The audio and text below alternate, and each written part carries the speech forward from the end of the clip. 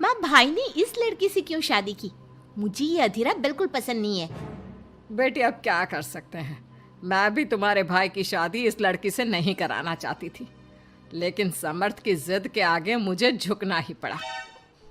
समर्थ ने अपनी पसंद की लड़की अधीरा से शादी की है, लेकिन उसकी माँ मंजू और बहन सौम्या को अधीरा बिल्कुल पसंद नहीं है। समर्थ की माँ ने तो अपने बेटे के प्यार के आगे अपना सर झुका लिया और दोनों की शादी करवा दी। लेकिन सौम्या ने अभी तक हथियार नहीं डाले थे।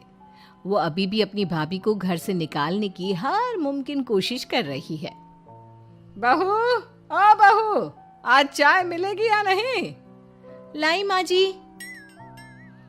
एक तो समर्थ भी न जाने कहां से इस लड़की को पकड़ कर ले आया है। हर काम ऐसे करती है मानो हाथों में मेहंदी लगी हो। लीजिए माँ जी चाय। अच्छा तो ले आई तू चाय। मुझे तो लगा था कि तू सुबह की चाय दोपहर के खाने के बाद देगी। माँ जी, दूध वाला लेट आया था, इसलिए चाय बनाने में लेट हो गई। इतने में सौम्या वहां आ जाती है। माँ, मैं अपनी सहेली देविका से मिलने जा रही हूँ, शाम को आऊंगी। सौम्या, मैंने तुम्हारे लिए नाश्ता बना दिया है, पहले नाश्ता कर लो फिर चली जाना। मुझे आपके हाथ का बेस्वाद खाना नहीं खाना। मेरी सहेली देविका बहुत अच्छा खाना बनाती है, मैं उसके यहाँ खा लूंगी। ओके माँ, बाय, मैं चलती हूँ। सौम्या के जाने के बाद मंजू अपनी बहू पर चिल्लाते हुए कहती है, बहू, तूने इतनी बुरी चाय बनाई है, इससे अच्छा तो तू जहर पिला देती, कम से कम वो मीठा तो होता। अगर मेरे बस में होता तो चाय की जगह जहर ही दे देती। कुछ कहा तूने? अब नहीं माँ जी, मैं दूसरी चाय बना देती हूँ। रहने दे, मैं जा रही हूँ अपनी बहन के घर, तो घर का सारा काम करके रखना, शाम तक आ जाऊंगी। और हाँ, रात के खाने में कुछ अच्छा बना लेना। मंजू अधीरा पर हुक्म चलाकर चली जाती है। अधीरा बड़बड़ाती हुई किचन में जा रही होती है कि तभी समर्थ वहां आ जाता है।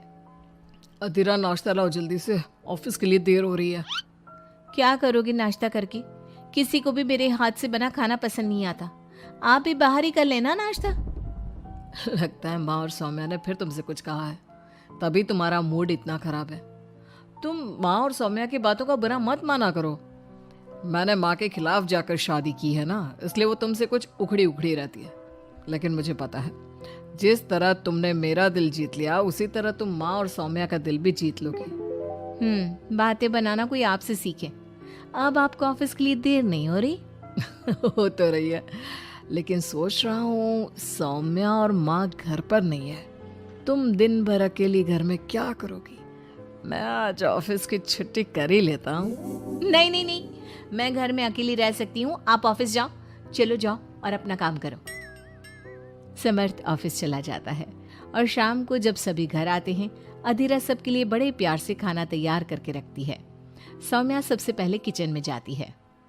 अरे वाह, खाने की तो बहुत अच्छी खुशबू आ रही है, लेकिन मुझे इस खाने का मजा किरकिरा करना ही होगा। सौम्या खाने के अंदर बहुत सारी हल्दी डालकर चली जाती है। उसके बाद अधीरा सबके लिए खाना लगाती है, लेकिन किसी को भी खाना अच्छा नहीं लगता।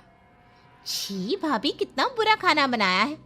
इससे अच्छा तो आप हमें मना ही कर देती कि आप खाना बनाएंगी ही नहीं, तो हम बाहर से ही कुछ अच्छा खाकर आ जाते। कम से कम हमारे मुंह का स्वाद तो नहीं बिगड़ता। बहू, तूने हम सबको सुबह बिना खाना खाए निकाल दिया, और अब भी हमें बिना खाना खाए सोना पड़ेगा। क्या करती हो अधीरा? तुम्हें खाना बनाना भी नहीं आता क्या? दिमाग खराब कर दिया। समर्थ गुस्से में वहां से चला जाता है। उसके पीछे पीछे सौम्या भी जाती है। भैया, हमने आपसे कितना मना किया था कि इस लड़की से शादी मत करो मत करो, लेकिन आपने हमारी एक नहीं सुनी। आप मेरी सहेली देविका को तो जानती हो ना, सुंदर होने के साथ साथ हर काम में माहिर है। सौम्या देखो, मैं वैसे ही परेशान हूँ, तुम मुझे और परेशान मत करो, जाओ यहाँ से। सौम्या ने समर्थ के दिल में अधीरा के लिए नफरत डालने की कोशिश की। अगली सुबह अधीरा जल्दी सोकर उठी और सबके लिए नाश्ता बना लिया, लेकिन समर्थ बिना कुछ खाए ही ऑफिस के लिए निकल गया। सौम्या भी ये सब नोटिस कर रही थी। उसने देविका को घर पर बुला लिया। देविका, आज भैया बहुत गुस्से में है। आज तुम ऐसा खाना बनाओ कि भैया उस अधीरा की तारीफ करना भूल जाए। सौम्या, तुम ये सब क्या कर रही हो? तुम्हारा भाई शादीशुदा है, वो कभी मुझसे शादी करने के लिए तैयार नहीं होगा। लेकिन तुम तो भाई से पहले से ही प्यार करती थी ना। हाँ करती थी, लेकिन ये उन दिनों की बात है ना। चुप रहो तुम। अगर तुम्हें भैया को पाना है तो तुम्हें वही करना होगा जो मैं कहूंगी। सौम्या ने जैसा जैसा कहा देविका ने वैसा ही किया। देविका ने बहुत ही स्वादिष्ट खाना बनाया। शाम को सभी लोग इकट्ठा हुए और सबने एक साथ मिलकर खाना खाया। इतना मजेदार खाना खाकर सबने देविका की खूब तारीफ की। समर्थ ने अपनी पत्नी को ताना देते हुए कहा, अधीरा, देविका ने कितना अच्छा खाना बनाया है। तुम्हें देविका से खाना बनाना सीखना चाहिए। अब तो ये रोज की बात हो गई। सौम्या हर बार देविका को अपने घर बुलाती और किसी न किसी बात पर अधीरा को शर्मिंदा करती। सौम्या अपने भाई की बात देविका से कराने लगी। अब समर्थ भी देविका से प्यार करने लगा। सौम्या ने अपने भाई से कहा, भैया आपको देविका पसंद है ना? अरे तुम ये क्यों पूछ रही हो? क्योंकि मैं चाहती हूँ कि आप देविका से शादी कर लो। अरे सौम्या, ये मुमकिन नहीं है, क्योंकि देविका मुझसे शादी करने के लिए कभी तैयार नहीं होगी और अधीरा भी इस रिश्ते से खुश नहीं होगी। आप देविका की चिंता मत करो, उससे मैं बात कर लूंगी। आप बस अधीरा भाभी को समझा दो। सौम्या की बात सुनकर समर्थ अधीरा के पास जाता है। वो उससे अपनी और देविका की शादी की बात करता है। अधीरा, मैं देविका से शादी करना चाहता हूँ। क्या? आप शादी करोगे? लेकिन क्यों? क्योंकि मैं उससे प्यार करता हूँ। प्यार तो आप मुझसे भी करते थे। कल कोई और लड़की पसंद आ जाएगी तो तीसरी शादी कर लोगे? देखो अधीरा, तुम्हें घर में कोई पसंद नहीं करता।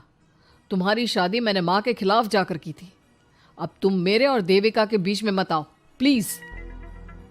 क्यों बीच में ना आओ? मैं ये शादी नहीं होने दूंगी, आप चाहे कुछ भी कहो। अधीरा के लाख विरोध के बावजूद भी सौम्या और मंजू ने समर्थ की शादी देविका से करवा दी। आखिरकार सौम्या अपनी भाभी की सौतन ले ही आई। शादी के बाद देविका ने घर में आते ही घर वालों के साथ कैसा सलूक किया और अधीरा के साथ क्या हुआ, ये सब जानने के लिए इंतजार कीजिए हमारे अगले एपिसोड का।